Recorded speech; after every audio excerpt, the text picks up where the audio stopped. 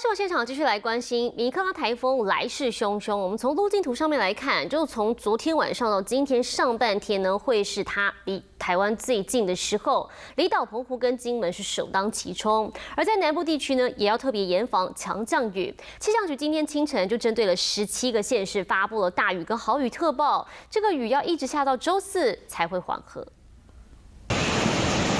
受到米克拉台风影响，10号绿岛的游客败兴而归，各个沿海地区容易有长浪发生，澎湖、金门更是首当其冲。而目前米克拉已经远离台湾澎湖，往金门方向前进。对于金门的朋友来说，台风正在逐渐靠近，现在到中午前后将是影响最大的时候，请当地的民众一定要做好防台准备。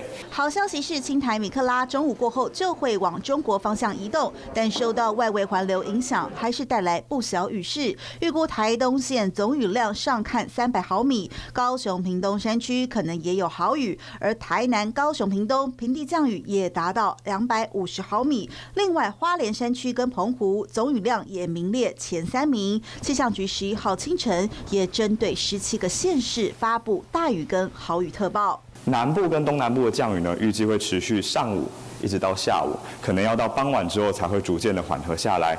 而在澎湖跟金门的降雨，在今天白天的话，也是相对比较多的。